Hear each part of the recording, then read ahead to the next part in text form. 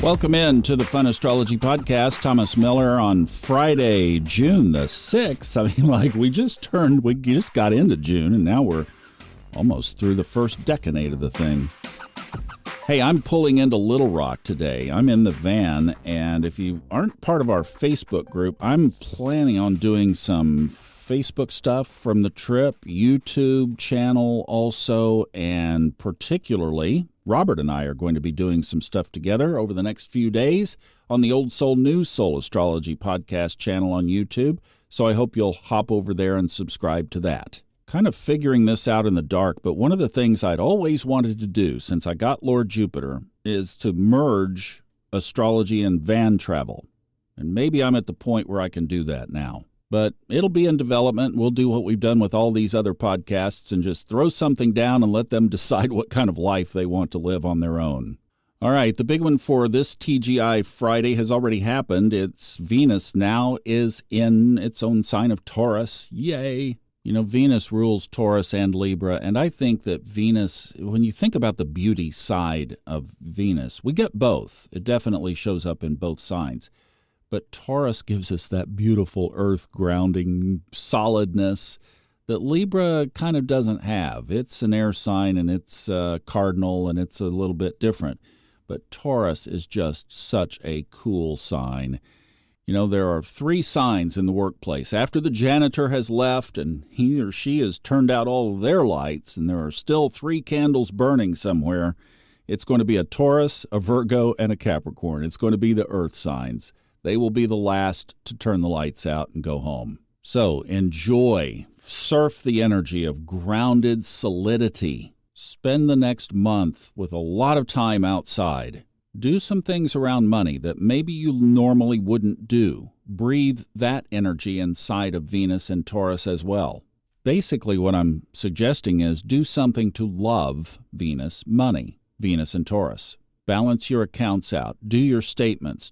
Count your money. Do something. Look at your expenses. How many subscriptions do you have? Maybe plug a few leaks. Do something related to expanding or enjoying or appreciating your money. Those are all really good ways to at least get this energy kicked off. We'll be talking about it more as Venus continues going through.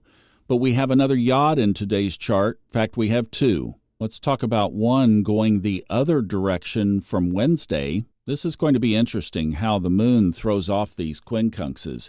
So let's go the other direction. Now the moon is at the base along with Mars. And another interesting point that I have on my chart just as a reminder, but it's also at the other corner is Mars along with the midpoint between the sun and the moon. That's a hyperinflection point that combines both energies. So to some degree from that, you have a double moon at the base, along with Mars in a fire sign Leo. So this is super powerful. And what is at the top of the big, long, extended witch's hat? Well, it's not the 0 Aries point. It's actually the north node of the moon. Destiny, karma, what are we supposed to be working on? What are we pointing toward? And it's in Pisces, so there's the spirituality. Whatever is going on, I can promise you, looking at how spirituality morphed when Neptune was last in Aries, which takes us back to like 1860, that we're talking about spiritual renewal and a new cycle of spirituality will be born. Because during the last cycle of spirituality, look at all what has expanded. The New Thought movement. Right after this came Emerson and Thoreau, and then came the era of about 100 years ago, the metaphysicians of about 100 years ago. And then it really expanded as we kind of turned the corner from Neptune in Scorpio, then Sagittarius, Capricorn, Aquarius, and that pattern goes all the way through. You can take New Thought, Christianity, Islam, you take all of them, and there were expansions and new growth through that period. Well, for the next about 15 months, the North Node is in the sign of spirituality, the sign of Pisces, the sign of the ethereal. So what are you focusing on in that area? That's what this Yod is about. Now flip it around the other way, and we get the other side of the Great Pyramid. Remember, the pyramid is two sextiles connected by a trine at the base, the long base and the two sides. Well, now the moon is it's moved over to the other side. So Saturn and Neptune still, but this time over to Uranus on the other corner of the base, going back up to the moon. So we're going to get this every month now. So we'll just kind of blanket cover these. And one of the things I told Kristin over this past weekend ago, that we were going to be having to observe these to see how they play out. So we'll just have to see.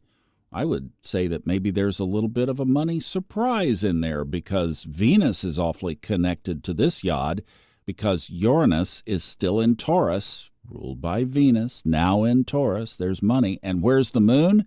It's in Libra, ruled by Venus. So that's going to happen every month. I've got to get on here because there's one other thing I want to mention over the weekend. So the moon moves into Scorpio. That happens late tonight. So that's a full day Saturday, full day Sunday. The moon will be in Scorpio. But the other one that happens on Sunday, right on its way out of Gemini, Mercury kisses Jupiter right on the lips. And Mercury, because it moves so fast, it's almost like the moon. We acknowledge it, but nothing that it does allows it to sit and develop. And certainly that's the case here.